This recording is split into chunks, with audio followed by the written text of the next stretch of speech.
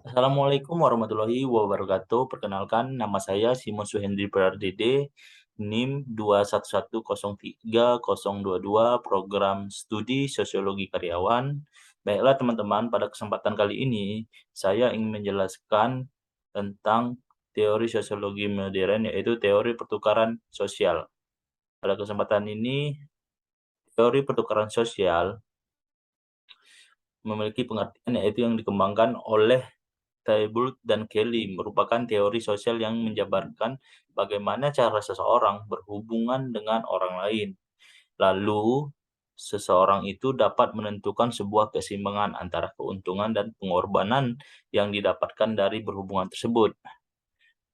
Dan menurut Burhan Bugin, yaitu perilaku sosial yang terdiri atas setidaknya dua orang yang melakukan pertukaran berdasarkan untung dan rugi yang disebut compression level.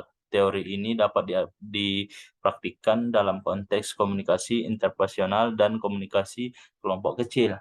Teori ini secara umum lebih sering digunakan untuk menganalisis perilaku interpersonal. Konsep pokok menurut Tybalt dan Kelly. Nah, yang pertama itu ganjaran. Akibat yang dinilai positif yang diperoleh seseorang dalam suatu hubungan. Dan yang kedua adalah biaya atau cost. Akibat yang dinilai negatif yang terjadi dalam suatu hubungan berupa waktu, usaha, konflik, dan kecemasan. Dan ketiga yaitu laba atau hasil ganjaran yang dikurangi biaya. Dan yang terakhir tingkat perbandingan, menunjukkan ukuran baku yang dipakai sebagai kriteria menilai hubungan individu. Posisi teori pertukaran sosial. Jadi, teori pertukaran sosial itu memiliki 6 proposisi, yaitu proposisi sukses, stimulus, nilai, depresiasi atau kemajemuan, restu, akresi, dan yang terakhir yaitu rasionalitas. Antiproposisi, ungkapan yang dipercaya, disaingkan, disangkal, atau dibuktikan benar tidaknya. Proposisi sukses. Dalam tiap tindakan semakin sering suatu tindakan tertentu memperoleh ganjaran, maka kian kerap ia akan melakukan tindakan itu. Ada beberapa hal yang ditetapkan Homan mengenai proposisi sukses. 1. Meskipun umumnya benar bahwa makin sering hadiah diterima, maka makin sering tindakan dilakukan. Namun hal ini tidak dapat berlangsung tanpa batas. Dan yang kedua yaitu makin pendek jarak waktu antara perilaku dan hadiah, makin besar kemungkinan orang mengulangi perilaku. Dan yang terakhir, pemberian hadiah secara intermittent lebih besar kemungkinan menimbulkan berpeluang perilaku yang pada pemberian hadiah secara teratur. Posisi stimulus. Baiklah, jika di masa lalu terjadi stimulus yang khusus atau seperangkat stimuli merupakan peristiwa di mana tindakan seorang memperoleh ganjaran, maka semakin mirip stimuli yang akan sekarang ini dengan yang lalu itu akan semakin memungkinkan seorang melakukan tindakan serupa yang agak sama. Posisi nilai. Semakin tinggi suatu tindakan bagi dirinya, maka kian senang seseorang melakukan tindakan itu. Contohnya seperti di gambar presentasi antara cost dan benefit. Posisi deprivasi. Kemajuan yaitu semakin sering di masa lalu seorang menerima suatu hadiah, tentu maka semakin kurang bernilai baginya setiap unit hadiah berikut. Proposisi restu akresi. Bila tindakan seseorang tidak memperoleh ganjaran yang diharapkan, maka dia akan marah. Dia menjadi sangat cenderung agresif, dan hasil demikian akan lebih bernilai hasilnya baginya. Bila seseorang ganjaran yang diharapkan khususnya ganjaran yang lebih besar dari yang diperkirakan atau tindakan memperoleh hukum yang diharapkan, maka dia akan merasa senang. Dia akan lebih mungkin melaksanakan perilaku yang disenangi dengan hasil dari perilaku yang demikian akan menjadi lebih bernilai lagi. Posisi rasionalitas dalam proposisi ini memilih di antara bagi tindakan alternatif. Seseorang akan memilih satu di antaranya yang dianggap saat itu mempunyai nilai sebagai hasil dikalikan dengan probabilitas untuk mendapatkan hasil yang lebih besar. Teori ini memiliki asumsi orang yang secara sukarela memasuki dan tinggal dalam suatu interaksi sosial yang mempertimbangkan konsekuensi yang terjadi, yaitu untung dan ruginya. Pada dasarnya, dalam membangun sebuah interaksi sosial yang diperoleh teori pertukaran sosial merupakan suatu teori dalam ilmu sosial, yaitu pengorbanan mendapatkan dan saling mempengaruhi. Teori ini menjelaskan bagaimana manusia melihat hubungan dengan orang lain sesuai dengan asumsi. Nah, pada slide selanjutnya yaitu tentang asumsi teori pertukaran sosial. Asumsi yang dibuat oleh teori pertukaran sosial mengenai sifat dasar manusia adalah sebagai berikut. Yang pertama, manusia mencapai penghargaan dan menghindari hukuman. Dan yang kedua, manusia adalah makhluk rasional. Dan yang terakhir yaitu standar yang digunakan manusia untuk mengevaluasi pengorbanan dan penghargaan bervariasi seiring berjalannya waktu dari suatu orang ke orang lainnya. Asumsi-asumsi yang dibuat oleh teori pertukaran sosial mengenai sifat dasar dari suatu hubungan. Yang pertama, yaitu teman-teman, hubungan memiliki sifat saling ketergantungan. Jadi, hubungannya menjadi sifat saling yang membutuhkan. Dan yang kedua, kehidupan berhubungan adalah sebuah proses. Evaluasi sebuah hubungan oleh Table dan Kelly.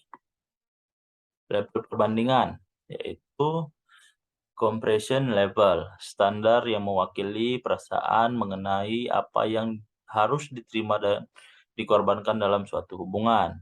Level perbandingan untuk alternatif didasari pada individu yang lebih memilih meninggalkan hubungan yang memuaskan dan tetap tinggal pada hubungan yang kurang memuaskan. Matriks pertukaran sosial menurut Table dan Kelly. Matriks terkondisi atau given matrix.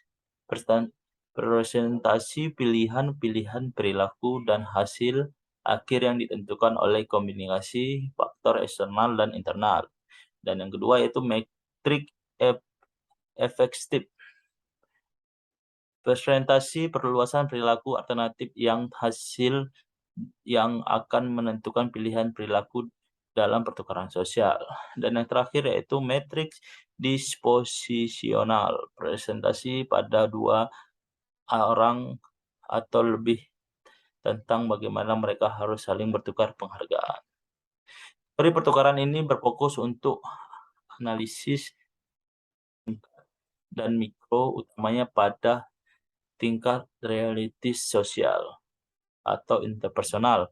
Namun, bila di sisi lain mencoba untuk naik dari teori tingkat mikro ke tingkat yang lebih makro, contohnya adalah organisasi sosial yang lebih besar dan muncul dari proses pertukaran dasar. Beberapa dengan analisis yang diungkapkan oleh teori interaksi simbolik. Teori pertukaran terutama melihat perilaku nyata bukan hanya proses subjektif. Hal ini juga dianut oleh Hormans, dan bila tidak terfokus pada tingkat kesadaran hubungan subjektif dan tingkat interaksi, nyata seperti yang terjadi pada interaksi berupa simbolik. Homans berpendapat lebih jauh bahwa penjelasan ilmiah harus difokuskan pada perilaku yang nyata yang dapat diamati dan diukur secara empiris. Empirik, proses ini pertukaran sosial yang juga sudah diungkap oleh para ahli dari klasik sosial, seperti diungkapkan dalam teori ekonomi klasik abad ke-18 dan 19.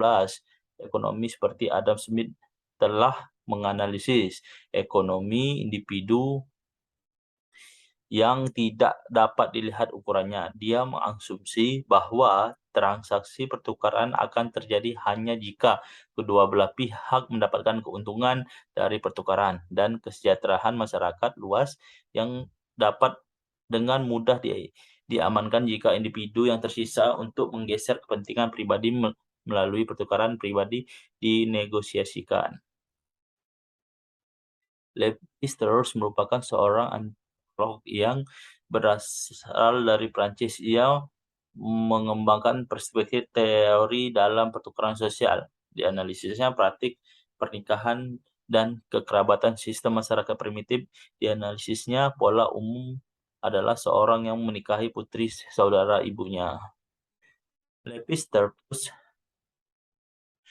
membedakan dua sistem, yaitu satu, pertukaran dibatasi. Dalam pertukaran dibatasi, anggota kelompok diet yang terlibat dalam transaksi pertukaran langsung, masing-masing anggota pasangan saling memberikan dengan dasar pribadi. Dan yang kedua yaitu pertukaran umum. Dalam pertukaran umum, anggota triad atau lebih menerima sesuatu dari pasangan lain yang dari orang yang dia berikan sesuatu yang berguna. Tujuan utama dari proses pertukaran ini tidak memungkinkan pasangan yang terlibat dalam pertukaran ini tidak memungkinkan dalam pertukaran untuk memenuhi kebutuhan individualistik, tetapi untuk mengungkapkan komitmen moral individu untuk kelompok. Kelebihannya yaitu akan menimbulkan suatu keadilan dalam masyarakat. Tak akan ada yang merasa berat sebelah jika teori ini diterapkan karena teori ini membahas tentang bagaimana suatu hubungan sosial masyarakat bisa menyeimbangkan antara pengorbanan dan keuntungan yang didapatkan dari pihak lain. Di samping itu juga jika menerapkan teori ini, maka hubungan dalam suatu masyarakat sosial ataupun individu akan tetap terjaga dan tidak akan ada yang merasa dirugikan. Nah, dia memiliki kekurangan, yaitu kekurangannya apabila seseorang menerapkan teori ini, maka dikala seseorang tersebut melakukan sesuatu kepada orang lain, maka penerima tersebut akan merasa risih dan menerima pemberian atau jasa yang telah dilakukan karena mereka apa yang telah dilakukan atau diberikan akan harus dibalas dengan yang demikian pula, sedangkan belum tentu si penerima mampu membalas apa yang telah dilakukan pemberi kepadanya. Contoh kasus teori pertukaran sosial. Ketika seseorang perempuan dengan seorang laki-laki memutuskan untuk memiliki hubungan dengan mempertimbangkan berbagai hal, memulai dari material sampai non-material, memperkirakan perilaku yang akan didapat dari pasangan apakah itu positif atau negatif, seperti apa pengorbanan yang kira-kira akan dikeluarkan dalam menjalani hubungan tersebut. Dan jika salah satunya atau bahkan keduanya merasakan bahwa terdapat lebih banyak pengorbanan yang harus dikeluarkan dibandingkan dampak positif yang diterima, kemungkinan hubungan dengan orang lain yang dirasa lebih sedikit mengeluarkan pengorbanan, namun membawa dampak positif yang banyak. Baiklah, itulah hasil presentasi saya dari penjelasan tentang teori pertukaran sosial. Sekian dan terima kasih. Apabila ada kata-kata salah, saya mohon maaf. Terima kasih untuk dosen pembimbing, Bapak Tio. Sekian dan terima kasih.